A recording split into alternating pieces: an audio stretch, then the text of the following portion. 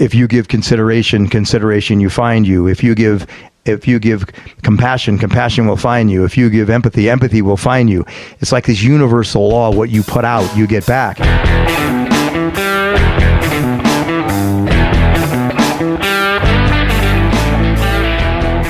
Welcome to Pirate Life Radio. Sponsorships of Pirate Life Radio come from Caveman Coffee. You can find all good things Caveman at cavemancoffeeco.com.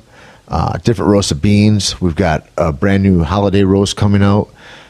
New hats, new sweatshirts, new tumblers for the holiday season, and some great gift bags and great deals. So check them all out, cavemancoffeeco.com. And get on our mailing list. There's a Black Sails Yacht Club, and it's our subscription list that comes with different gifts that we get from different friends of ours, whether it's Fat Fudge, my friend Mary put stuff in there, or whether Fat Face is another one that does lotions and different kind of face creams. I believe we had Dr. Parsley's sleep remedy, and if we don't, we will soon. But that's great stuff that we find that we like and that we use and utilize and enjoy in our lives. And so we put some of our friends' stuff in every packet that goes out in the Black Sails Yacht Club. So if you want to get a subscription to that, hit it up. Get on the newsletter and find out more. cavemancoffeeco.com. Also, check out for all your fish oil, protein, all that kind of jazz, originalnutritionals.com. DeuceGym.com. One of the best things that I really look towards in life is inspiration, and where can I find more of that so I can produce more and I can be inspired more, and then I can give more and kind of be more nurtured myself, have more energy for that. And so it's what I read, what I listen to, who I surround myself with, all of that stuff. And Deuce, if you can't be there in person, or you can't be around a fantastic group of wildly inspirational people, like we have at Undisputed Fitness in Santa Fe, like I have at Deuce. Like I gravitate towards these communities that inspire and nurture me. And there's a great blog in lieu of that at DeuceGym.com. Check it out and just go through the blog, man. And it's a mindset shift that is so nice and kind of a good touchstone throughout the day to kind of set you right with some goodness. Down in Torrance, the Float Clinic. You can find them at Float Clinic. They've always been so good to me, man. And if you don't know anything about flotation, go down there and check those boys out, and they'll tell you everything you need to know, from spinal decompression to meditation to altered state realities. Flotation tanks are the way to go, man. Really, really cool. Anyway, hope you've been enjoying the podcast, and please go to iTunes, give us a good rating at Pirate Life Radio. If you can, that would be fantastic. Much love, y'all. Today's guest, we've got Peter Antico. Peter is a friend of mine I just met in a movie we just completed together, and he is a fantastic stuntman, actor.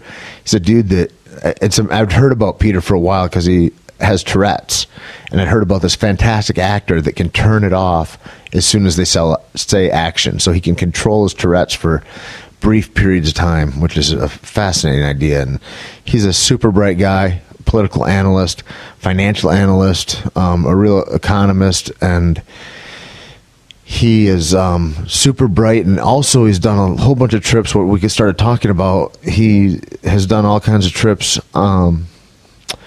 into spiritual endeavors of different kinds, and he's very well versed in a certain church that does a bunch of ayahuasca ceremonies. So Peter delves into that a little bit, not too much on this podcast, but in general, he's just a super interesting guy. I was super glad I met him and got the chance to record a little something.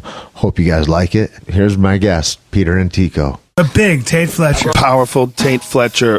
Is a real alpha male. Weightlifter. He's a stuntman. Movie star. Robust, enthusiastic individual. He's huge, by the way. He's like a monster person. One of the sweetest guys I know. He's bigger than life. Actor. Entrepreneur. Fighter. The jiu-jitsu technician. He's also bald and he has all these tattoos. He's just a big fucking man. A man, a myth, a legend. Tait Fletcher. Tait Fletcher. Tait Fletcher. What's up, Tait Fletcher, you bad motherfucker? Tait Fletcher. Tait Fletcher is Tait Fletcher. Teddy bear motherfucking Fletcher, ladies and gentlemen. That's Tait Fletcher, everybody. The great Tait Fletcher. Tait the animal Fletcher. Tait the savage Fletcher. Always moving. There's no stillness with Tait Fletcher. You will find no dust. Tait Fletcher's in the house, ladies and gentlemen. He just said the word erection. Tait Fletcher. Tait Fletcher's in the fucking house. Tait Fletcher! Tait really blasts out some serious hardcore truth bombs, and I think you're really going to enjoy it. Welcome, Peter.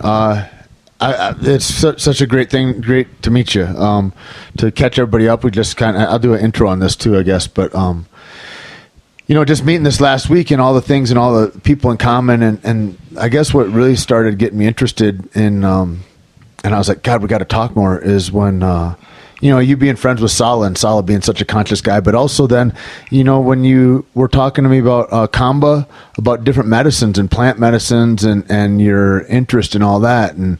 And so not just like, and I first heard your name, I think from the Dashnaws maybe, about what a fantastic actor you were. And we're talking, I was talking with JJ about like, what mind you come to things with and how what your presence and awareness does to raise your abilities to perform in those times. And then he was talking about your Tourette's, and then he said, man, I know this guy that is one of the best actors I ever saw and completely controllable in these moments. And I thought, God damn, fascinating. And then lo and behold, a month later, I get to meet you, which was cool. And then all the interest in the fight game too. And I guess first I'd love to know what led you to other cultures for health? Life seems to be fired at you point blank. And when I was growing up, they didn't really have anything but this vile medication, something called haloperidol, which I took for 3 weeks, and then I refused to take it anymore. And that was for Tourette's? And that was for Tourette's. That was when I was first diagnosed when I was 7 years old. Then before that, they tried to give me Ritalin, but my mother flushed it down the toilet in 2 days because, again, it had a viral reaction. I mean, I told my mother I'd rather shake than take Haldol because it made me catatonic, hard to breathe, drooling on the couch, not wanting to move. So it really wasn't conducive to living any kind of a full life where you can enjoy the things you want to do.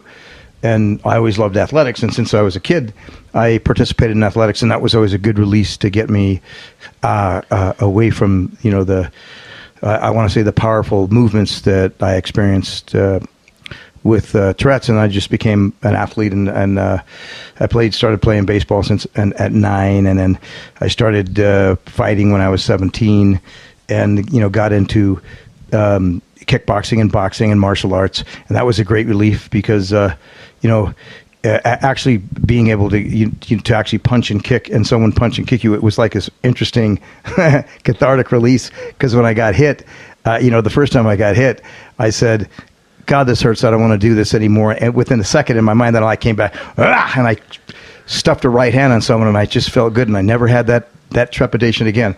If someone threw a punch, I just moved. I got hit. It was like a barrier of fear that I broke when I was a teenager, which I'm so grateful for those arts, and I had some good lucky to have some good teachers. And my idol when I was growing up was a guy named Benny the Jet Urquidez, who when I was 18 years old, it was this bigger than life champion. Now, are you still in New York at 18 years old, or are you in LA? I'm in LA 18? by that. Okay. I'm in LA because my father moved his printing business to Los Angeles. Yep. And I had moved to Los Angeles, where I had first worked out with this old Hawaiian Kempo guy originally from Hawaii, who's a phenomenal guy named Bill Ryasaki, who ran a Hawaiian Kempo system. And then under him, my biggest teacher in Hawaiian Kempo was Cecil Peoples, who's a judge in the UFC. And Cecil had one of the fastest front kicks I've ever seen and roundhouse kicks. And he actually fought the first full contact match with safety punches and safety kicks with a guy named Larry Carnahan. Now explain what safety punches and safety kicks are. Okay, safety punches were these little thin, you had a little elastic band, you put your fingers in them, and they were made out of foam, and they wrapped around your hands, and around your feet they were this pad that like covered your feet, and they had these elastic bands that went around your with toes. The black about an inch wide elastic band. An inch wide elastic band. And if you got kicked in the face, it probably kept you from getting cucked, but it didn't do much good, because if you ever knew how to box and you hit someone with a safety punch, you knock someone's right jaw out. Yeah. Oh man. That's what I always thought about headgear too. Yeah. I always think, well, it keeps you from getting cut, but it's not going to keep you from getting concussed at all. No, it actually, I feel like it increases the ability to be concussed, because not only your head's bigger, so you're taking more shots than you normally would, but also I think it's like that concussion that happens. I think it's like the difference between getting hit in the head with a basketball, and if somebody throws a basketball at the back of your head, it's like wonk, and it kind of wonks your head, or throwing a baseball at the back of your head, and it's just kind of tonk, and it's like the basketball is way less preferable. And I think that's kind of what getting hit with big gloves and those headgear are. Yeah, it's also interesting that you bring up a good point that it makes your head bigger. So if you're bobbing and weaving, when you do it without headgear, the distance is different with headgear, that you don't have to move so much as you do with headgear. So you kind of have to fine tune your distance. Sure. Again, and some fighters, I know some top 10 fighters, some don't like to use them, and at certain stages of their the training. only time I would ever put it on, or Keith, is like if we're 3 weeks out from a fight or something, like to avoid accidental headbutts or elbows in training, so you don't get cut open. But other than that, it seems like safer, and like you say, distance wise and everything else, sight wise, all those variables. Right. Yeah. Right. So anyway, there you are. So you've kind of found a salvation in movement.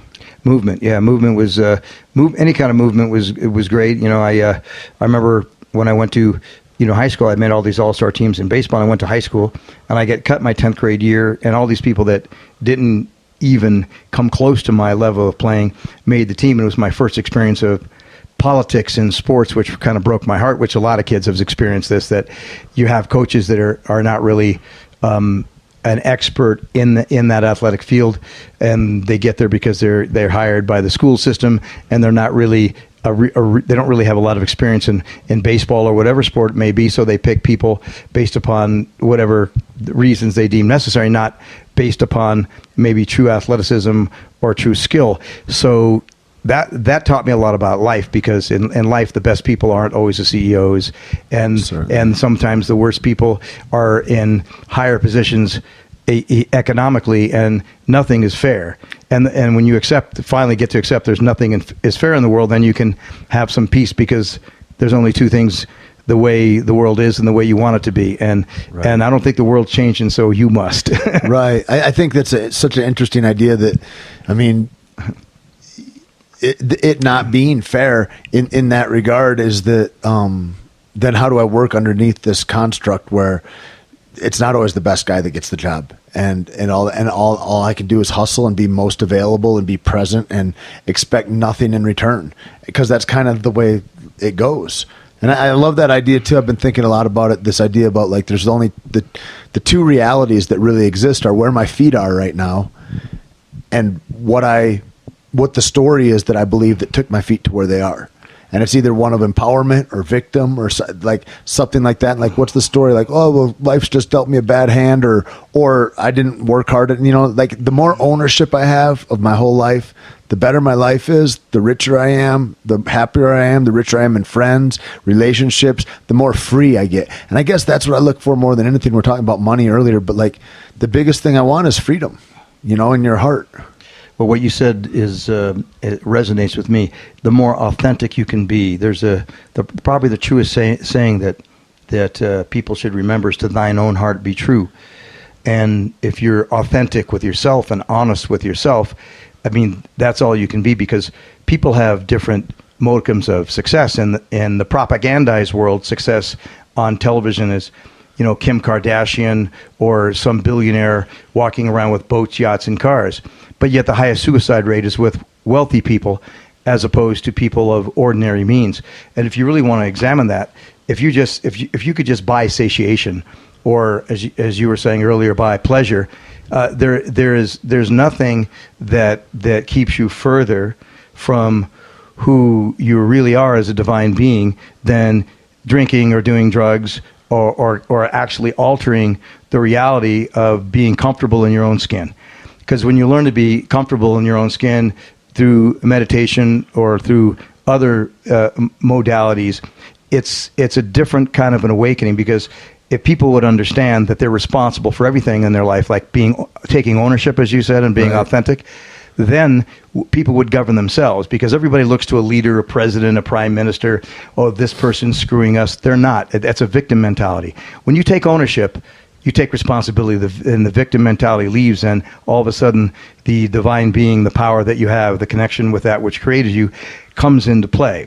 And if more people would take ownership and understand and have be trained to have a much better sense of oneself, then self-governing would come in, and we can have a truly interdependent society, and we wouldn't have the problems we'd have in this world. I think that's a beautiful notion. I just got back from China, and looking at it there, and when I look at it, I think of before I went, I thought, here's this communist regime that's done whatever with the problems with Tibet and with pollution and with child labor, and you think of this oppressive government that's kind of domineering in every facet of people's lives.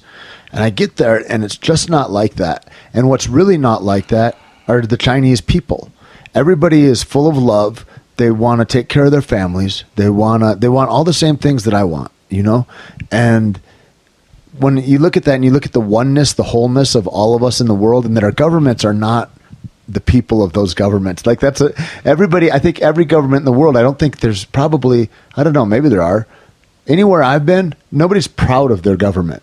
Nobody's like, awesome, man, this guy's doing great. Like there's not really that feeling, because the reality is too stark about who really controls those offices.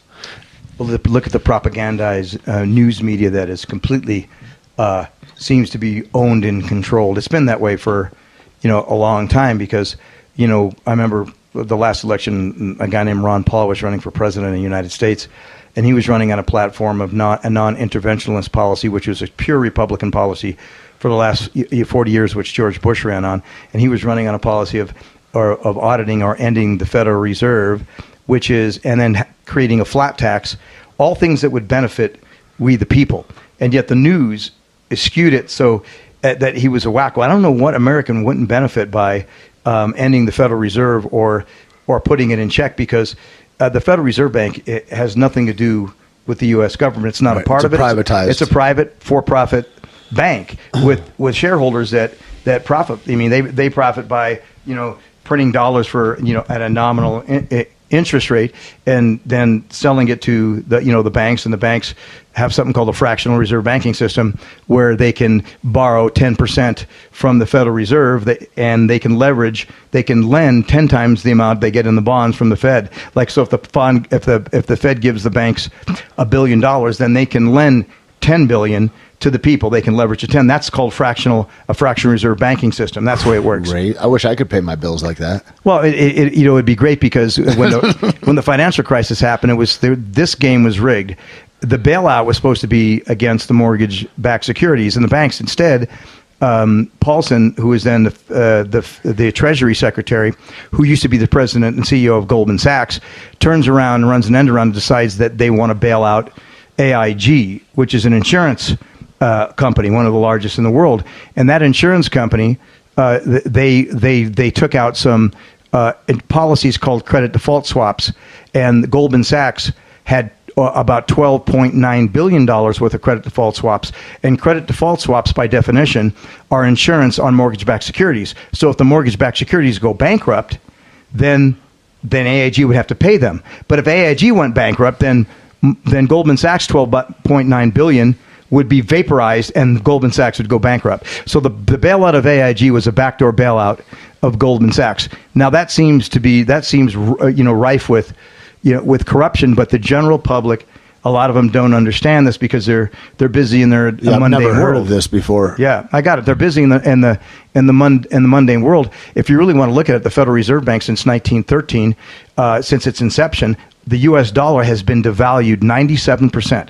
That means a U.S. dollar in 1913 is worth 97 times. So if you got 100,000 1913 dollars, it's 970,000 dollars worth of purchasing power, which is a big difference. So the Fed, they say they exist to create stable interest rates and stable monetary policy, but respectfully, they failed on their face because our currency has been devalued 97%, and soon after, all fiat currencies, which are currencies not backed by gold or silver or commodities, will go back to their intrinsic value, which is zero.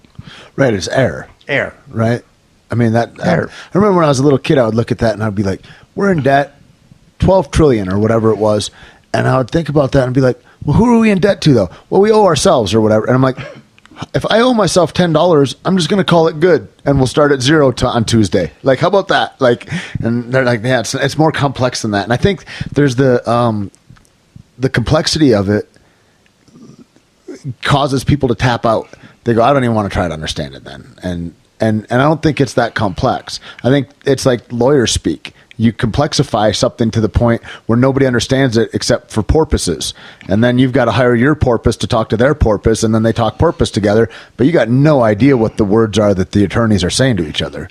Not at all. But look how they skew it. You have two people running for president of the United States that are unethical right now. And right now they're completely unethical. I mean, one has been a proven liar, and all the corruption regarding all of the policies there are evident by videos that have been played in Congress and on C-SPAN. And contradictions. All these contradictions, and the other gentleman who's running, it's like a clown show. And the bottom line is that we deserve ethical leadership, but if the people don't demand it, right, we'll never get it. Like, the number one policy shouldn't be the National Enquirer mudslinging act of attacking one's character. The number one policy in this planet should be the deforestation of the rainforest, because the bottom line is if they continue to plow and destroy the rainforest in Amazonia and all over the world, this planet will not be able to sustain life in 100 years.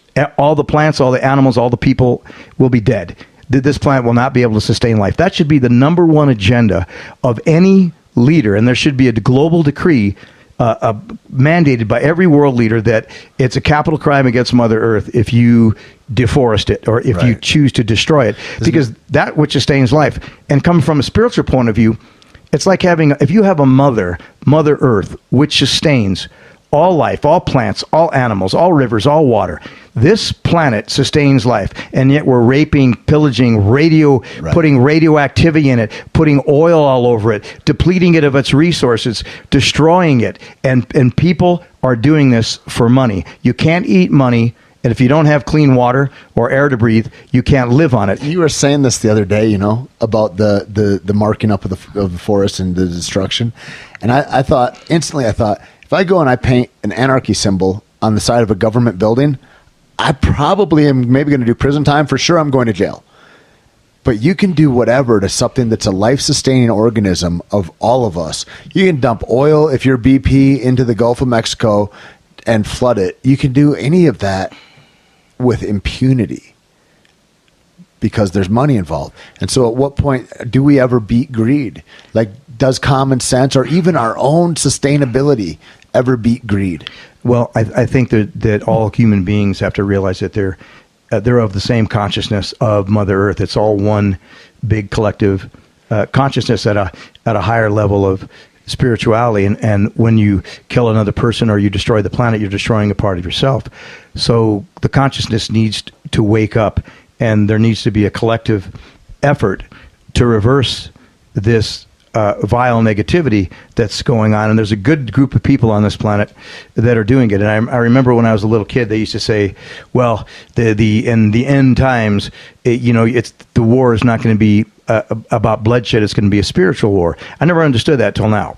So the consciousness, in order for this planet to be saved and for life to be sustained, the people on the planet now must take an active effort to preserve life for future generations to come, because there's so much beauty here, and all you do is see on the social media, which is a brainwashing mechanism, is things about what movie star is sleeping with who, what hot woman is doing this. It doesn't say, hey, this scientist just discovered this to have clean energy, or Nikolai Tesla's methods could give free energy that could sustain life all over the planet, or these new astrophysicists came up with X that could actually repatriate hydroponic farming and desalinize water to make it the salt water, fresh water, so you can drink it to sustain life. All the things that actually matter are not put out there. It's become a nation of the National Enquirer television. Certainly. It's National Enquirer everything, and the only art form it seems to be is the documentary and certain and whether elite that's filmmakers, locally or globally, because you think about those Facebook feeds like that or whatever, and so it's either you're hearing about gossip from the shopkeeper down the road or from the people that are out at the bar. Oh, I can't believe that Cindy did this, or what. Like, there's all that kind of stuff, or it's gossip about like you said, entertainers on a global level. And so it's all gossip, though. It's all outward of, like, it's not solution, it's talking about others, which is an interesting idea that spectators do. If you're not in the game, then you're speaking about others. And I think it's another thing. I was talking to Tim Kennedy the other day about it, about rites of passage. And if you're not in the military or something like that, it's hard. And I think we try to have we try to recreate that in fight gyms and in places around the world, but it's like there's not really rites of passage with consequences and with hard work that you can be proud of to become a young man anymore. And it's an interesting kind of thing because there's not role models that are talking about that.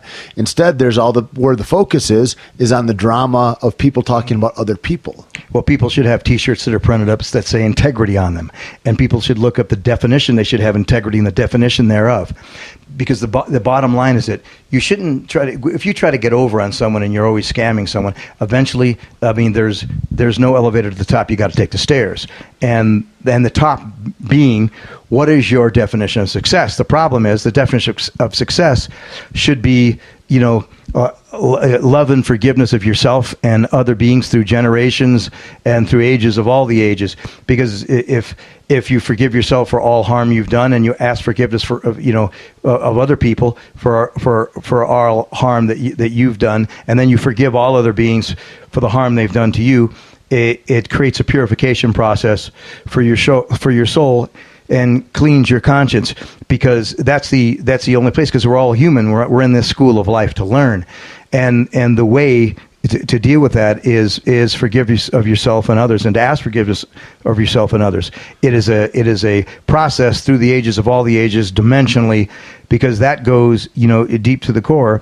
Because everyone is here to learn. If Hillary Clinton came out and said, "Yep, I did screw up on those emails. I am at fault. I would love her. I apologize." I would love her. Everybody would embrace her. Yep. And the bottom line is that if you screw up and you say, "I apologize. I did the wrong thing. I made a mistake. I will make amends to clean it up," all of a sudden that turns from people hating you to they're human just like me. There's not one of us. They're owning their shit. There's not one of us who has not made mistakes. Right. Not one of us. Well, and that's kind of the rule of friendship for me. It's like, as long as you can, I don't care if you fuck up or that, as long as you can own that and try to make amends for that, we're good.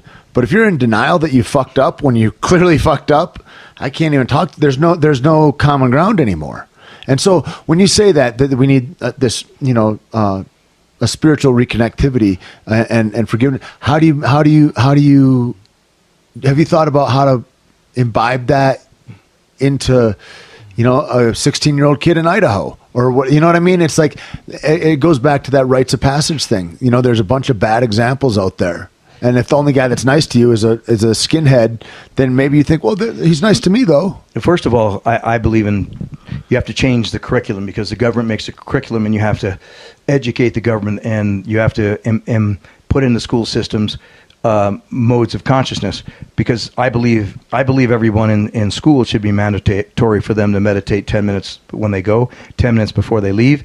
To start off, there should be teachings of ancient history, meaning ancient civilizations like Lemurian texts, Babylonian, Atlantean, Sumerian, and Egyptology, because the origin of man is not what they teach in school. Right. It's not, and they have to understand that there's different consciousnesses, and the old way is a new way, because Piagets, or shamans from indigenous people, they and Indians, they have connected to spirituality, through nature, through plant medicines, whether it be peyote, ayahuasca, combo, sananga, all of these different modalities that put you in touch with different dimensions, because these medicines activate and open up your pineal gland. So that's what combo is too. Combo is a because I just did this liver cleanse the other day, guys, and then I texted Peter and I go, oh, here's what's going on right now, and he goes, have you tried this? And then I looked up this combo, and it's like a 2-day experience or something that these guys are having that just looked fascinating. But speak more about it. I'd never heard of it. I heard of like iboga, or ibogaine, and ayahuasca, of course, and DMT, but I hadn't heard of that one. Oh, DMT is the main ingredient in ayahuasca. So right. It's the combo it comes from a poisonous frog in the Amazon, and it's KAMBO. KAMBO, and what it does is they burn little holes in your arm, and they apply the toxin in holes, and the more the toxin, the more the holes, and you drink about 1.5 gallons of water before you do this, and then when they apply the poison, takes about 20 minutes. Your body gets hot. The poison takes place, and it kind of rings. It kind of constricts all of your organs and wrings out all the bile, and you throw up. You purge, and you throw up. And after doing so, I don't think I've ever felt so. It's a physical cleanse and a spiritual experience, but it's more of a physical cleanse. But there are some spiritual benefits from it, because sometimes you can remember a lot of old pain, and a lot of old people might come up into your mind because you're purging a lot of old junk that you have in your system. But physically, it actually provides a cleanse to your organs. And when I went to sleep the first time I did it, 2 hours after I did it, and I said, I felt like I wasn't there, like I had no more pain in my kidneys. I used to feel a little bit before I went to bed, just a little aches and pains. I had none. It was like, well, I just felt like I was meditating, and I was like my body didn't exist. It was a beautiful feeling, and they use this in the Amazon for hunters, because it also affects your vision before they would hunt. It's a spiritual thing. They would clean themselves out, and so they would able to be successful in their hunt to bring back food for their tribe. That's the original way that happened. Yeah. And this was which indigenous peoples? Well, there's most of them in the Amazon. There's lots of them. Really? I mean, there's a indigenous tribe that's for the first time going on tour in the United States called the Yawanawa, and they're a 10,000-year-old tribe that controls over 600,000 hectares of the largest gardens of the rainforest in Amazonia. It takes 3 days to get in there. Good luck. When they want to put a pipeline through there, you're fucked, guys. Well, the bottom line is what's happening with the Indians right now? Yeah, what they're doing to the Indians, that's a crime in itself. In the Amazon, they're killing and murdering indigenous people for mining rights. Now, respectfully, you can't eat That is the mines. difference. Everybody will talk shit about America, but that's the difference. The Indians that are fighting for our water rights, those beautiful people up there, they're not being murdered right now. Whereas in other countries, they just go in and machine gun people that are trying to take care of their homelands and their natural resources. And you have to look at the Amazon as nature's pharmacy. Big Pharma gets their medicine from the plants in the Amazon. And these teachers, these shamans that understand botany and ethnobotany, that have been doing it from generation to generation through medicine men. And these medicine men, it's no joke, because botany is this specific. Everybody reads parsley is good for you, garlic is good for you. Well, too much garlic will kill you, too much parsley will kill you. The right amount of parsley is one of the best antioxidants in the world. The right amount of garlic is a brilliant purifier of your blood, like copper chlorophyll. So there is a way. It's called alchemy. It's the portions of these plants that provide the cure. It's almost like harmonic balancing, or certain kinds of frequencies are not conducive to harmony, and then other frequencies are absolutely put you at total peace.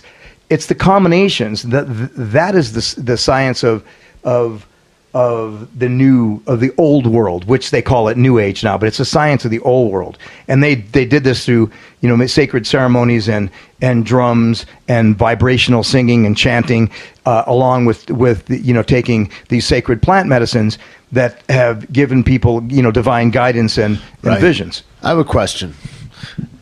Do you think that, who has power? People with money. Who has a lot of money? Big Pharma.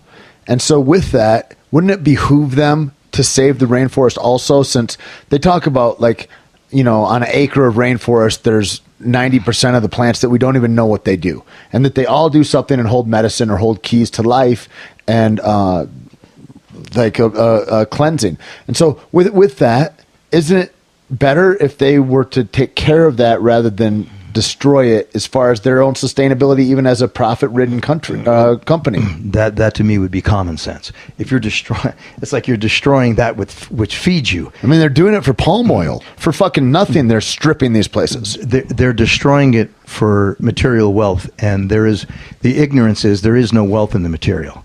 It's only in the spiritual. Right. And the thing that the humanity must remember. I had a great spiritual teacher that taught me one thing, and when I was in one of my spiritual works, he said to me, any resentment you hold between you and another being, that resentment is between you and God, and the God being the force that created us. And that opened up my eyes, because it became a path of forgiving everyone I held resentment for. I openly forgave them all. Because, you know, the veil is it's just a school of life. Because if you want to hold on to resentment, that's what is that you're adding and hastening your own demise. Yeah. Anytime it's like you're angry at someone, you think you're right, you prove them right, but the more you stay angry, you take the poison. It doesn't help you. But you take the poison. When your anger is poison to you. So, and I think a block between you and everybody else. Sure. But let justice be done. Let the universe take care of the justice. Right. And that's a tough thing to do. Sometimes there's been heinous acts of violence performed on people. And it's like, let the universe take care of them. And I believe, they will. But there are a lot of other perspectives, because sometimes I believe that some of the people that have done the most vile things publicly only do them because their divine purpose is to wake people up. Because some of the things that are going on right now in our country, if you don't wake up, you have to be blind not to say, whoa, wait a minute. We better pay attention to what's going on now. Because if we don't, this is going to be the demise of mankind. Right. So you can thank... I can't believe we still can't get along on black and white issues anymore. It's crazy. There's people right now, I've argued with guys in the film business, and they're like, yeah, there's no racism in America. I go, huh? I go, how does that make sense? Look at the first AD is black, and our president's black. And I was like, that doesn't... I said, if you need to explain to me two numbers. Explain to me the population of whites versus blacks in America, and then explain to me how the ratios of whites versus blacks in prison populations make sense. You got to, and there's only one answer to it. So go ahead and come up with me. And you're either going to say that black people are predisposed to crime or to not being able to make a living through honest means, which is fucking racist, or you're going to say there's a racist doctrine in this country that puts people at a disadvantage. Like, people are fucking disadvantaged here because of the color of their skin. That's for sure. I'm like, how's that even a conversation? Well, if you stood an inch away from another person, no matter what color or what race they were, and you just looked as an exercise, and you looked into their eyes for 10 minutes, I promise you their color would disappear and a being would appear, just an energy. Probably, in my experience, you'd break into tears. Yeah. It would be such a beautiful, heavy experience to do that with somebody. Yeah. And if you were in a war and someone was next to you and they were covering your ass, or your life would be at stake, I don't believe that anybody in the military would worry about what color those people are. In fact, they become closer brothers. Sometimes they're closer than blood brothers. 100%. It's a different kind of camaraderie, because when you go through experience with people, you realize they're all beings, and we're all in we call them aparejos, bodies, different bodies, shapes and sizes that we've come in since the beginning of time. But as a spirit, they're all equal. And the thing that they must remember when you're talking about being in synergy with Mother Earth and all things, they put a spin on it, like though Leonardo DiCaprio has great press because of his profile as an actor, and he's speaking all these wonderful things trying to protect indigenous people. I've never heard them say once yet that you must stop deforestation. And because they talk about the carbon footprint, solar energy, wind, which is all phenomenal. However, that's not the source, because that will do no good. Right. Zero. It's only a short-term fix. But if the deforestation problem isn't stopped immediately, there will be no life. So I believe the focus, and I'd ask Leo and anybody else who listens to this, the focus is deforestation. That must be stopped, number one. When that's stopped, then we can address all other issues to create a sustainable society that will be fruitful for our children's children, and all the Are you nations to hopeful come. that'll happen? Yeah, I'm hopeful. I'm hopeful in affirmative prayer, and I'm thanking the Creator for making that happen. And the more people that are conscious to this, and there are lots and lots of spiritual people that are conscious, that are praying for this, and the laws of the universe are in play, not man's law, because the laws of the universe are asking and praying. Means you can ask and pray for what you want, and if you are deserving, you will have that. Because they had the movie The Secret saying, oh, I just have to ask. No, that's not how it works. You ask and pray, and if you're deserving, like you can't live a corrupt life and just ask for things and expect to get it. Because though you may think someone, oh, well, he's an asshole and he's really corrupt and he makes millions and millions of dollars. Right. You don't know. You have no idea what that person has to deal with in their own spirit. Because a person that's truly happy, they may have money, but they're not attached to it. There's a big difference, and they use it as a tool to promote to consciousness and the betterment of mankind. That's being of service. There's a big difference between I think that's the key. I, me, being selfish, and then being universal. I am in your everybody, giving. and I'm here to be helpful to the community. Yeah, it's a huge deal. I'm not. I wish I don't really. I feel like the world's on fire, the oceans are burning, and we're headed towards the cliff. And I feel like Hillary's pulling the Band-Aid off slowly, and Trump is ripping it right off as quick as we can. But it's the same cliff. We're going over the same cliff. She's going to be a parasite and suck out all she can because she knows how to do that. And he's just kind of a dolt, and he's going to just run us off with his brashness. And it made me think this, Peter. It makes me go, there's for sure a spiritual realm where the gods are laughing, because this is a hilarious comic strip, what's happening in the world right now. And with the ideas that people have that have a level of importance in their minds that is so great that they will disparage other humans around them, of their brothers and sisters and themselves. It just makes no goddamn sense, and this can't be real. This is an imaginary, crazy trip, and there's a different realm out there that is transcendent of this. Well, we say this world, they purvey an illusion. People want to live in the illusion instead of the reality. If a divine being was looking upon this earth, and they saw people like locusts who are raping, pillaging, and plundering their own mother, and they're destroying resources, they're killing each other, would you want to say this is a great race of people that really want to survive because of their global consciousness and their love of each other and their love of humanity? We They are wouldn't a say scourge. that. They wouldn't say and that. if there's aliens looking at us, they're like, they're not ready for the rest of us. They can't even play with each other, let alone other planets yet. Yeah. So and then the media, why is it that they only put two people forth? The bottom line is that if you or I wanted to run for president, or anybody who was ethical, they couldn't do it because they would never get a platform so people would understand what they do. So if they think it's a two-party system, it's a one-party system. It's who the oligarchs wish to put into power to continue their will, because everybody, when Obama first came up, God, he looked like the savior, the absolute brilliant integrity. He ran on hope and change, and hope and change was an illusion because he followed all of Bush's policies. Now they're people are fighting which of the lesser ethical people is better for the country. How about if there was an election and nobody came? And how about if everyone wrote in somebody else? How about if they voted for an independent person? That would be change.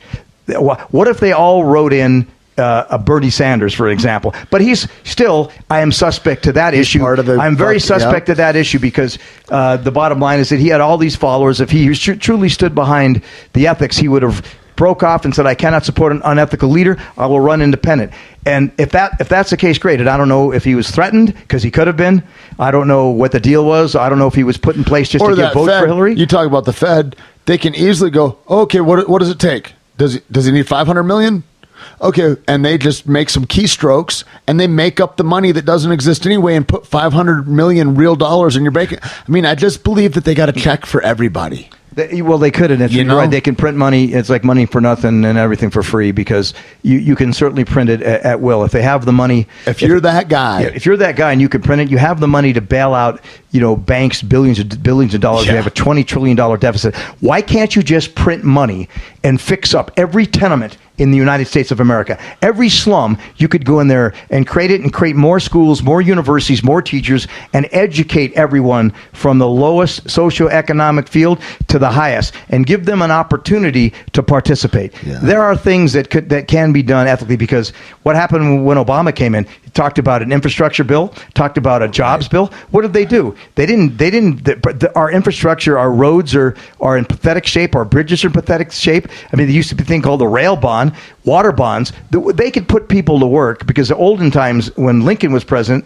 the Congress used to bring forth bonds, and then the private sector used to bid on it, and they used to employ the private sector from the government with the U.S. Treasury, which is the proper way that the economy should be run, because the government would mandate these water bonds, these bridge bonds, infrastructure bonds, education bonds, rail bonds. Now it could be high-speed train bonds, but whatever they want to do. If you want to control people, you don't want them educated. That's true. If you want to control people, you keep them dumb. That's the big difference where we walk away from this conversation, because you and I look at it as just men in America, and we say, well, what would be the greatest good? What would be better for everybody if they did, if they legalized drugs, or if they were looking towards the health of all people, they would look at it this, but they're not. They're looking for the biggest dollar. How can I keep the most people employed at a nominal rate, tax them the most? Ooh, that's keeping drugs illegal. Because then I get to tax everybody on fear. My buddy that owns the correctional facilities, they get to keep the prisons up. We get everybody in prison. If I have it all legal and 5 of us aren't drug users, but 1 is, I only tax the guy that is? No. I want to tax everybody. I make it illegal. And then I need the DEA. I need all the separate drug task force and the state, local vicinities and federal, like all of that stuff. And it's all. And when you look at it and go, oh, they don't want to keep it going. How come it's CIA planes that drop out of the sky sometimes with 20 pounds of cocaine in them? Oh, that's weird. So the cocaine is like, it's just like, to me, it's like it goes back to that broken question. They're not looking for health and sustainability. They're looking for their buddies. When you read the statistics of the second Gulf War, like the first 4 years that were there, and you look at the money, and it was in the trillions. And they said for that money, which we went in and did an unjust thing, really, I think. For that money, we would have been able to rebuild every road, bridge, school, and hospital in the United States. And if you look at that, that's all skilled labor. We would have been opulent. Like, our country would have been all put to work, or we go and destroy a country. Who benefits from that? The military-industrial complex. That's it. And so it's all fuckery. To me, in that place, Obama's probably a good man. Maybe George Bush is a good man. Not too smart, but, maybe. But once you get in that office, I think it's like when I watch The Wire, and I look at the kid on the corner, and I'm like, that's an evil motherfucker on the corner. And you're like, I really want him to be on the corner. He'd be better, and he'd bring out some justice to it. But the corner dictates that you do some corner shit. And the corner's got its own rules, and it doesn't matter what man's in the corner, you're going to be that dude. And I think that's what the office of president is like here. Well, the office of president is basically, in many people's opinion, is a puppet. Sure. Because he's owned and controlled, and they have to abide by certain rules to continue this monetary control. Well, Lincoln got killed because he wasn't in support of the Federal Reserve banking system, and a lot of people believe, and so do I believe, that John F. Kennedy was killed for the same reason, because he wanted to end the war in Vietnam, which is War Profit Team, which was backed, like in the early days, the war of the French when Napoleon was fighting the English. Both sides were funded by the Rothschilds, and the bottom line is they can profit by that. But again, I would even speak to them, like I'm speaking to them now. How much profit is worth the demise of all life on this planet? Right. All people, even all the oligarchs, need to wake up, because if they continue doing what they're doing, all life will be wiped off the face of the earth. And the thing is, what happens if you make people hopeless? And that's what this is. Like, you're making as many people in the world as hopeless as you can. And that means that's a suicide bomber. That's when people don't give a fuck anymore. That's when you create chaos. Well, chaos is a function when the minute a being has no respect for his own life, he has no respect for others. That becomes a dangerous man. People with ethics and morals are safe human beings because they value human life. The minute you don't value it, and then you become dangerous to yourself and other people. That's certainly when I've been the most dangerous. Yep. What is it? When did you start working in film? I started working in film in 1979. So is that about the same time that you began exploring kickboxing and martial arts and all that kind of thing? It was probably a year before that. And starting. I wanted to be a performer, but I was moving so much that I figured I met a guy that was a stunt man whose wife got eaten by the shark in Jaws, and he was like James Bond, could sail around the world, and first man on the 10-man star named Monty Cox, and wild animal trainer, and did all the tiger work in Apocalypse Now, and Doc Tari and Day of the Animals and Bird on a Wire. Phenomenal human being, and he introduced me to a guy named Paul Stater, who was a stunt coordinator, a big time guy on the Poseidon Adventure, and did The Great Race, this awesome movie with Tony Curtis. And he lived in Malibu, and I went to the stunt school, and I was like a kid at the candy store. I said, wow, I'm going to be a stuntman in the movies, and I could be physical and throw myself against walls and get air rammed and get lit on fire. And it was a way for me to explode my frenetic, Tourettic energy without being made fun of. Tourettic. Without being making fun of. And I did that until I can finally get a grip on as we evolve as beings. I started to understand different modalities, and my father was a big teacher of this, and I learned from him, and then I took it further, and I fell into wanting to seek out, plant medicines. How long were you were you in your 20s then at that time? When you started looking at plant medicines? No, I was in my 40s and in my 40s. Okay. And it was a longer time, and I when I looked into them. So what was it that you used to control? It was actually in my 50s when I plant medicine. You used you used physical means to control your Tourette's up until that point? Up until then, I used to just eat without sugar and out caffeine, and I used a diet, and I didn't really know a heck of a lot until this is a true story. Until about 3 years ago, I was really fascinated and read a lot about ayahuasca. So I sought it out for a year and a half, and I finally found a place where a group where I can do it. And in the United States? In the United States, but the people were from Brazil. And then I kept praying for healing in those ceremonies, and I was in a ceremony in upstate New York, and at the end of the ceremony, I was moving like crazy. At the end, it was really kind of like I had some violent movements, and a woman that I never knew come up to me and goes, "Hey, Pete." They didn't say Pete. He said, "Do you mind if I give you a hug?" And I said, "Sure." And so she gave me a hug and said, "I know someone who has what you have, and they can get rid of all your symptoms." And no way. I said, "Really?" So they introduced me to a guy named Mark Elliott, But you were already an exceptional actor at this point also. Yes, because Tourette's has a funny way of doing things. Like Jim Eisenreich had Tourette's, and he was a professional baseball player. When the pitcher pitches and winds up, you're quiet as a mouse, or you act for 5 minutes, you're just so focused. It's like a autism, like you can focus, and then when you're done focusing, you release energy after that. Interesting. Okay, I got it. That makes more sense to me. So after that happened, when I went, I was introduced to this guy named Mark Elliott, who happened to have severe Tourette's, like me, and in fact probably the same when I was a teenager or worse. And he was College Speaker of the Year, speaking about compassion and empathy. And he went through this I want to say human potential program called Rational Inquiry. And after 2.5 years, he had no symptoms. And so they made it a study. The Ethical Science Foundation made a study, and I'm one of the subjects. And in doing it for like 40 days, but this is over the course of practicing it's a cognitive study. There's no drugs involved. The study, from layman's terms, enables you to break the Pavlovian emotional links that you gave yourself when you were a child, like 6, 7, 8, 9, 10, 11, 12. Because traumatic things to you when you were a child, when you look at them back when you're an adult, they go, wow, that's ridiculous. And when you realize what they are, and the stimulus then gets removed, neutralized, then the response dissipates. So going through for instance, like if you would have an emotion and then you would have some kind of a tic one way or another, it's like you go back to that original emotion, that original hurt or whatever that is. Yeah, well, let's say I had a violent stomach move or something, and they want me to intensify it, and I go, what memories do you have? And if I think of some memories that related to that, then they'd go back and we talk about it, what happened, and then I'd find out after extensively talking about it that it was so ridiculous. Then they tried to make me bring it back up again, and I couldn't bring up the visceral feeling anymore.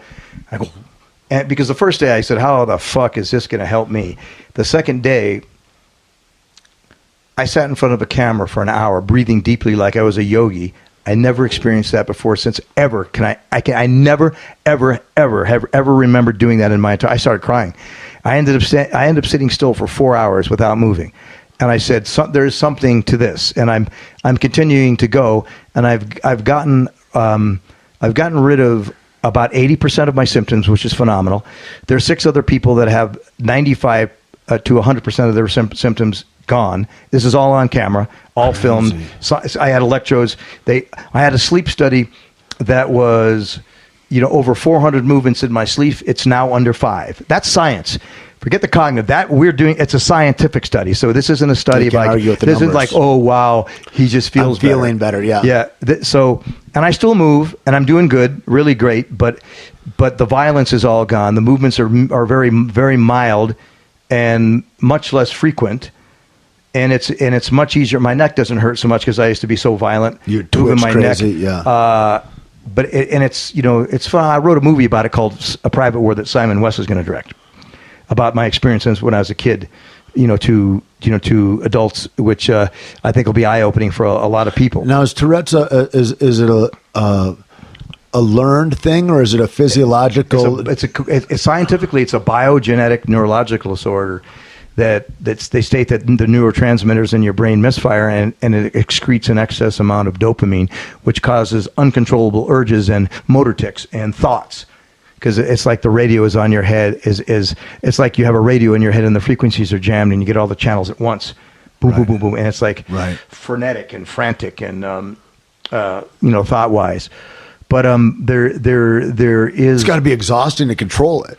Yeah. I mean, to be that focused, to be hyper aware all the time. I mean, well, the more you do it, it's like it becomes more natural. Well, the more you create different neural pathways, because when you get an urge to move, the more you do not acknowledge it, the more when you have it and when you relieve it, when you move and you relieve it, there's some satiation. It's like feel goods to relieve it, but then they can come every 2 seconds or every half a minute, however frequent they are. But the more you do not acknowledge or indulge them, the more the neural pathways are created for peace. Interesting. I think Thomas Edison said that the wave of the future would be, and there's a lot of people saying the wave of the future of medicine will be cognitive, will be in your mind. What we don't think is possible before, because you're brought up with a glass put over your being saying this is how the world is. If they taught children without that glass over them, they said limitless, anything is possible. You're going to create children that can cure with their mind, that can really help cure other people. It's been the biggest help I've had. Yep. I've had big pharma drugs in me and all kinds of street drugs, but like for me, that creating different neural pathways, what you're talking about, is huge. Doing contrary action, having contrary thoughts, like the first thought pops in. If I stroke that thought, I'm gonna go crazy. But if I go, okay, nice thought, now to the next thing, but I have to, like, I was going to ask you a long time ago in this conversation, like, when everybody talks about success and what that is, and what I think that success is as a human, as a professional human, is that I want to have dominion over the spiritual, intellectual, emotional, and physical of myself. And if I leave out any one of those parts, I would be deficient in some regard. And so I would like to be aligned. I'd like to be aligned in those ways. That's what my definition then of success would be. And to create that dominion in a way that I could be helpful and useful to the community around me and teach, because that's freedom then. Because then I teach you to be free. Gracias a Deus. That mastery of oneself, I'm in total agreement with your thoughts. The success to me is mastery of oneself. So because when you realize you're not your wants, your desires, and your visceral feelings, you are the being that inhabits. And what was the term you said? You said a term before you started speaking. You said graças a Deus is thank God, thanks to God in Portuguese. Okay. And because when you have a connection, when you have a connection with God or that which created you, and you are connected because we're all the same conscious. So you're in him, he is in you. It's all the same, and you have access to that at all times. When you realize your power, because most beings don't realize their power, and they have a saying that people, because it's not mediocrity that people are afraid of. They're afraid to live into their light. I mean, that's the unknown, but it really isn't the unknown. It's innate. It's in the spiritual DNA, the core of your soul. That's who we are. When humanity awakens and they find out who they are, and it's happening all over the world, the more they awaken to that, that's what they call being born again, because the amnesia is being stripped, and you're finding this is the being, this is the spiritual line from which I came, and this is the job I have here to do. The problem is that it takes responsibility. And because we like to push away responsibility of self anywhere we are, and so we would rather, when we go back to like the reality is where your feet are right now, and then the story that you think took you to where your feet are. Well, if I want to blame somebody, and I believe it's the figurehead of presidencies, of parents, of whomever, all I need is a good scapegoat, and I'm good. Except I don't get any kind of spiritual growth that way. I don't get to get any dominion over anything that way, because I'm in blame. And it doesn't matter whose fault it is or who's this or who's that. All that matters is here's where we are. If we'd like to go to a different place, we need to move our feet differently. And I think that's one of the biggest parts about it is people don't want to take responsibility for where their feet are. They'd rather say, no, I didn't make a mistake. Somebody told me to do this. Or a doctor told me to take this pill. Sorry that I've got cancer now, but I was trying to get rid of my impotence or whatever the thing is. You know what I mean? And the lack of acceptance of our own responsibility for our own lives is one of the hugest things. And I think as a coach, like whether it's in jiu-jitsu or CrossFit or wherever, just as a being around other friends that's been a mentor in some way, to look at that and to say, to take ultimate responsibility for your whole life and where you're going that's the freedom, man. That is free. I mean, responsibility and commitment is freedom. I am responsibility for my actions. If they had shirts made up, or that people would just resonate with, I am responsible for my own actions. You're taking ownership of yourself, and you're starting to understand that there is an honoring of one's heart there, of being authentic. Because being authentic and the level of authenticity that one has really, in my opinion, governs the level of consciousness that they have. Because when you're really self-aware and you understand that you can be empathetic of other beings, and yourself, and acknowledge that you're not the only one on this planet, you have to inhabit it with other people, and that you have kindness and consideration for all beings, the world would shift into a more interdependent society. Because the only time cooperation. But the only time we're really dependent is when we're babies. Because if they don't take care of us, when we're not able to take care of ourselves, we'll die. Then once you learn how to walk, and you get then you get where you can feed yourself, and you become like you think independent. But really, if you really think about it, the definition of independent is kind of bullshit, because no one is ever independent. No one ever does anything by themselves. Everyone is always interdependent. There's no self-made man. No, it's all interdependent. If I'm successful in a business, I'm doing it with other people. I can't do all the jobs myself. I can't have a relationship. I can have a relationship with myself, but I can't be married to myself. I mean, everything is done with the support of other people. That's a true interdependent society. So the word independent is a little bit of a myth. Like I say, well, I'm an independent human being. I'll show you.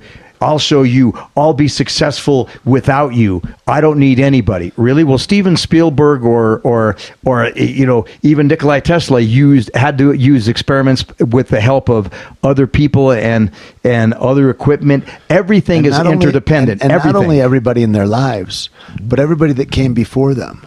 All the hurts from all the ages, all the successes from all the ages, everything that brought us to where we are right now. I mean, it's like it's all one entity in that regard, and there's not dissimilarity, and I think that illusion that you're talking about. When did you first start thinking these things? You said you didn't start to do plant medicine until you were in your 50s, yeah, right? I didn't. I thought about things 10 years before I drank.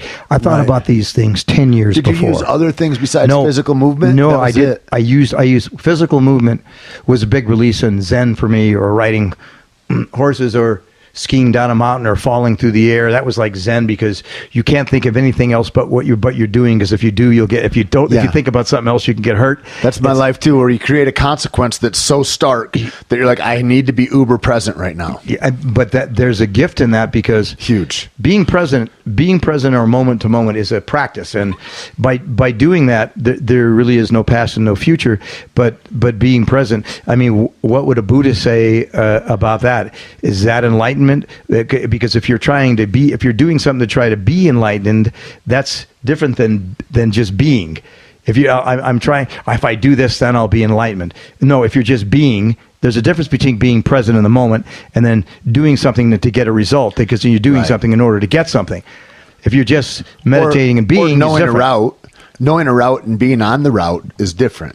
You know, and that's the thing. That's my problem with like a lot of philosophy. Like, there's a lot of philosophers that are just sitting on a couch somewhere. But I like the guys that are in motion. The philosophers that are in motion going, here's what I did and here's the results that I got from this thing, from behaving this way, as opposed to being a spectator. You know what I mean? The greatest gift you can give another being is the gift of your listening. And if you pay attention to them, because when you pay attention to them, you can recreate them. That's when transformation occurs, because you can recreate them by listening so powerfully that you can be a mirror for them and give them back themselves, and you can make them aware of things about themselves, because most people listen with a little voice in their head going off, and if the other party says something that they don't agree with or resonate, they think they know what they're talking about. The rest of the conversation is the conversation in one person's head analyzing, and then they don't become present and not listening what the other person is saying. There's techniques and ways to listen, because many times that's not true. When you listen to everything that someone has to say, then you can really understand what they truly want to communicate, as opposed to getting only a piece of it and then filtering everything else they're saying through your own perception and your own filter, and then giving back them communication that's totally botched. It's a very difficult thing, communication, and people really need to be trained, how to listen to communicate to the best of their ability. Because if I promise you, if there was 50 people in a row and I said, hey, the story is the sky is gray and the trees are green, and John went to the knife maker and he wouldn't make the knife because I didn't pay him enough money, and I said that story to them, I promise you by the end of that chain, that story would be completely shifted. So communication and the art of listening is a great thing. And if a little child or an 8-year-old is trying to talk to you, and you pay attention to him and he wants to understand something, and you take 30 seconds to actually give him your focus, you're giving that kid a great gift. Because a lot of people that aren't present, they just slough people off and they're looking the other way and they're just not paying attention. And the kid knows that because they can feel it. Sure. So, I mean, and even in adult life, how do people occur to you if they really pay attention and listen and respond to you and engage in a conversation? How do they occur to you? Right. What do you feel about it? You feel cared, concerned about. Like people are valuing you. Yeah. Do you usually kind of like that person? Sure. Yeah, absolutely. Much more than you do if someone doesn't pay attention. You're trying to talk to them, and they're like it's like you think it's disrespectful. No one, they think if you're that people sometimes have conversations. I'll hang on to a guy's hand. Some guys that you reach out, you meet, and you shake hands, and that guy, oh yeah, hey, how are you? And they'll look away, and I'll just I'll pull their, I go, hey. So when gentlemen say hello to each other, they look each other in the eye and they say hello before they go on to the next thing. Okay, so watch your eyes, bro. Sometimes I'm shitty. Sometimes I don't say anything, but sometimes I'm like. But I think it teaches people a valuable lesson. You need to learn this right now. Or sometimes it's not even you're being a dick. You're just so self-absorbed. Maybe you're not normally that way, but it's like time to slow down, take a beat, be with the people that you're with. That you can only be where you are at the moment that you are. That's that thing about appreciation for transcendence purposes, I think, of like being in vibration and in collusion with the whole world is appreciating each moment, like what you're saying, I think, it becomes so vital. Had you gone to college? Yes. What did you study? Economics? I say economics. Economics. That's what I thought. I got that hit from you the other day when I was talking. I was like, this guy is like an economist. Yeah, well, economics, finance, but then I also studied physical fitness, fitness, economics, finance, and political science and English. Interesting. And I was really good at speech and debate. My professor wanted to be a lawyer, and I had bad Tourette's at that time, and I was sitting in a desk for so long. I said, fuck this. I don't want to sit and write in a chair. I wanted to get out and express myself, though I actually think that a level of law, because I've educated myself in law, because I got tired of getting taken advantage of, because I listened to this legalese that I quite didn't understand. And I remember what my professor in college, which is one of the, Bo and Steepy, I remember the name, from California Lutheran University, they said to me, Pete, if you want to be educated, go buy a Roget's Thesaurus, put it in your back pocket. When you're on the line waiting for lunch, when you're not doing anything, pull it out, read from page 1 and increase your vocabulary. He goes, what a lawyer does, and what people that you think are educated, they just have a different understanding of more words in the English language. And if they use words that people understand, you think, wow, that person is smart. No, they just know more words. Hell, I get fooled with if I hear a British accent and I'm like, God damn, that's a genius over there. I'm like, no, he's just a guy that sounds different. Yeah, but that was great advice, because the more you increase your vocabulary and the more you understand, your comprehension of words increase. When someone says this, the kind of things that most people think are mumbo jumbo, you could come back with the same mumbo jumbo and they're going to go, well, that doesn't intimidate. But the thing is living in the truth. If somebody can be a lawyer and say all these things, I'm going to do X, Y, and Z. I said, well, I live in the truth. I'm the presence of the power. I live in the truth. You can say all these things, but eventually you're going to have to pay for your lies. And whatever happens, I'm going to resonate in the truth. And if you resonate in your truth and you speak the truth, I don't care if the 90% of the world is against you, eventually truth and time, no matter how far apart, will always come together. Eventually that consciousness will catch up and they're going to go, this is interesting. Because people innately, they seek the truth. Right. Though and they think it's a temporary purveyor of lies. When you're a kid, they think that's going to get you somewhere or get you out of a jam. It could get you out of the material jam, but then you have to deal with your spiritual jam. You have to deal with yourself spiritually. It goes back to the same thing about being responsible, I think. You think freedom is blaming somebody else. It's like, no, the freedom is in taking the lumps and learning from that and then learning to walk a different way. Yeah, I think I think the first step for people to do is to know thyself. And the people run away from themselves. That's why there's so much prevalent drugs and alcohol. Why is it a crime? You never fucked with that. You never really got into that. No, I never was a drinker or a drug user. It's so interesting that you got brought to plant medicine. I mean, it's really a fascinating thing. Well, and I don't want to conflate those, but it seems as if a lot of people do. They think, well, I was exploring with LSD as a kid and weed and this, and then I just, it seems like the natural thing. Like, because I believe that a lot of alcoholics, drug addicts, I believe that they're looking for, I believe the whole world is craving a spiritual experience. I believe the whole world is. And some people are too dumb or lack the awareness to know that that's what they're doing. And they don't know how to do it, but they need that God hit so much that they guzzle a bottle of vodka or they have to take a handful of pills or something. They need to get transcendent. That's not transcendent. That's numbing your senses. But it's a good illusion. If you get, you know what I mean? It's an illusion that for a time it will... it's an illusion of satiation. It will satisfy you and satiate you for that desire for God. I'm looking for God, but I'll settle for oblivion. But oblivion doesn't. Oblivion actually destroys and mutates your connection. I'm not saying it's the right way. No, but I'm saying it is not a way to raise your consciousness. It's a way to dull it. No. And that's not what I'm saying either. I'm not saying that raises your consciousness. What I'm saying is that there's not another route that these people see, and so they accept this thing that's easy, and they're like, well, it's a pacifier at least for this thing that I truly seek. And they don't really know how deleterious it is to the whole results. Well, I would consider it running away from suffering. And I would say that all human beings suffer. It's a part of life, and suffering brings you closer to God. It's when you connect with yourself, the deeper you suffer, the deeper you love.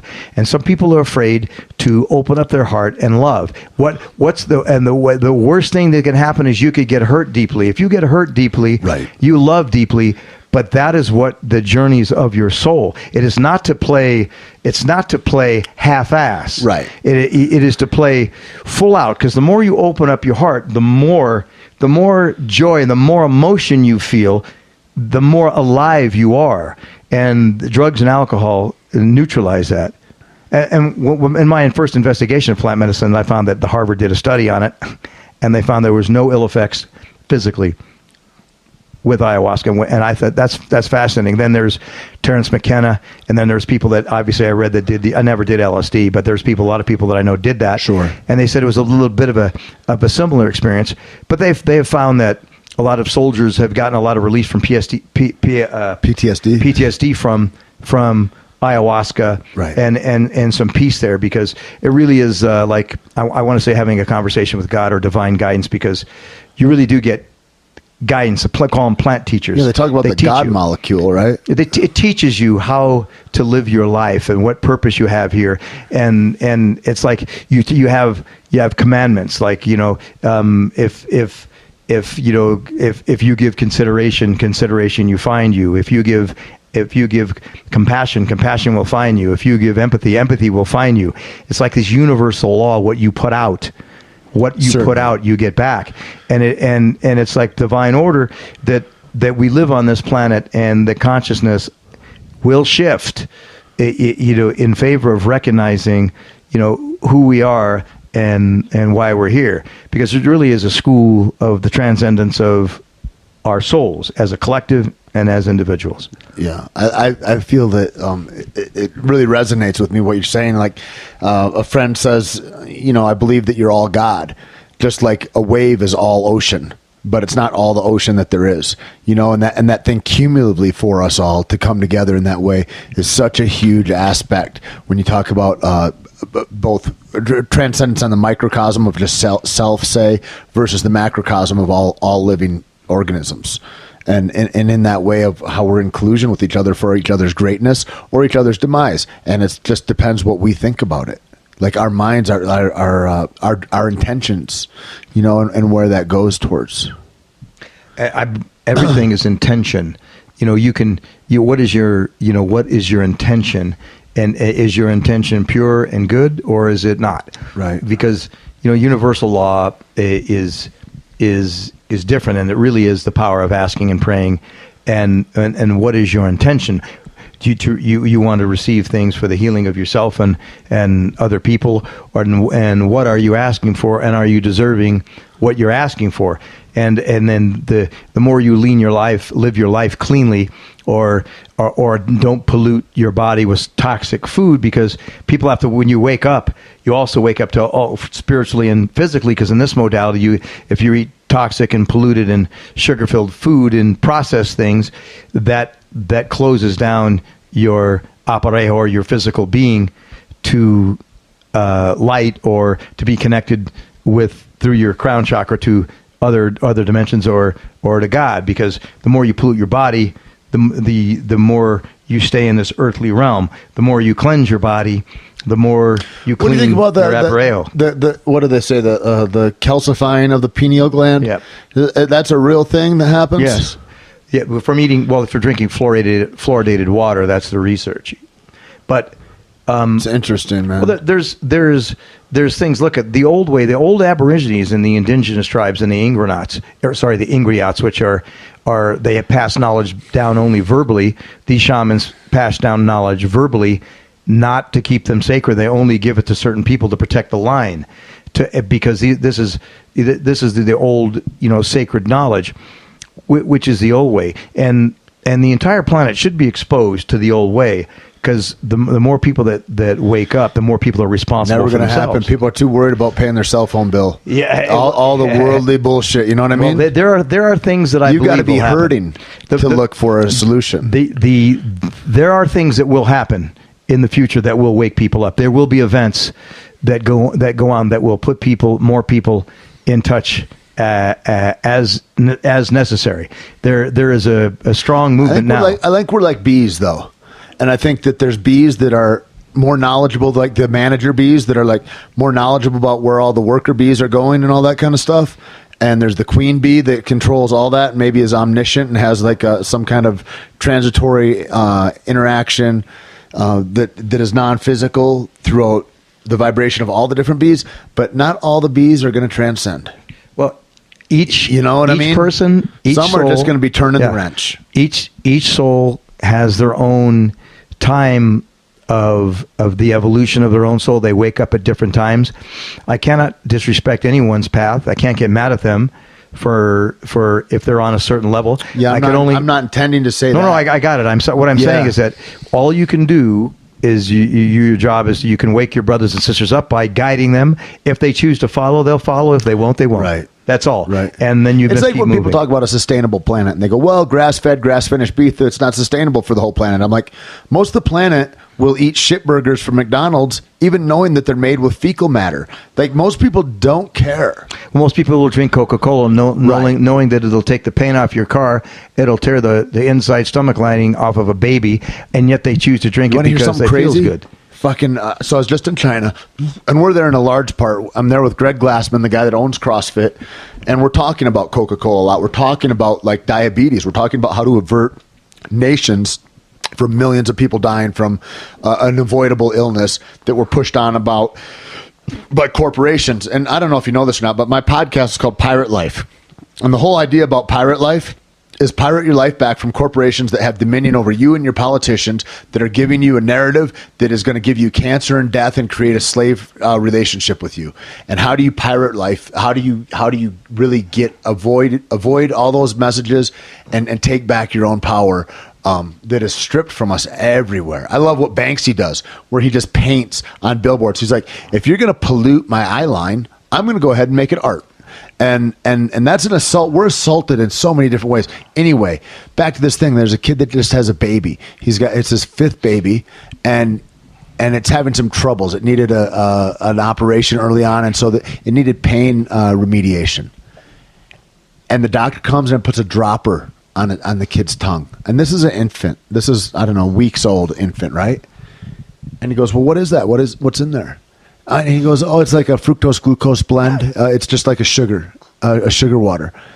And he goes, what's that for? He says, well, it has a narcotic effect on the baby. It hits the same receptors as narcotics does to divert the thought process from thinking about pain. And so one of the first things so you're doing pain remediation every time you drink a Coke. You're basically poisoning yourself. And that's why people are so opposed to getting away from sugars, I think. Look. Because of that pleasure seeking. And it goes back into the thing about comfort. And most people want to cleave themselves to comfort, where discomfort is where we grow and we get the best that we can be. Yeah, look, Warren Buffett, who owns shares in Coca-Cola, he'll go to a place and I never knew Warren Buffett owns Coca-Cola. He owns a lot of shares in Coca-Cola, and he went and spoke at Columbia Business School. I saw on CNBC. He was drinking like a can of Coke at the side, and the bottom line is because the companies and the people mandate it because they buy it. When you're a child and all you say things go better with Coke, and you get commercials since you're 2, and all you see is sugar frosted flakes. They're great with a tiger, or Lucky Charms. They're magically delicious, and Kool-Aid, lemon yellow. Hell, Coke is bringing the world together. Yeah. But all these things, how do I remember them? I'm in my 50s. I remember them. Easy Beefy Prime. I remember all these commercials. Tide. It's got the third more whitening things. Or Shake and Bake. And I helped all this bullshit that they brainwash into your head. So when you go to the supermarket, you buy this garbage. If they said Coke will rot your stomach out, in the physician's desk reference, it'll eat the paint off your car. It is toxic in this and this and this and this. It's like, would you eat it? Many people now, I would tell them, hey, what are you drinking Coke for? Well, I've been drinking it since I'm a kid. That's really great. So does that mean what kind of an answer is that? That's unconscious. Right. You were brainwashed. Well, we've always done it this way. But you were brainwashed by television. The best hypnotic machine ever invented is the TV. So now when people look at it, their ads are all like the commercials of toxicity. And respectfully, I personally believe they should be outlawed. McDonald's should be put out of business for serving toxic food. And if the people didn't go there and mandated that if their beef had to be grass-fed and they were strictly regulated, like maybe In-N-Out Burger has a much better business model that they all serve comes from local farms within 100 miles of the place. They serve much higher quality food. If the people demanded it, the corporations would have to do it. If the people don't, I blame us.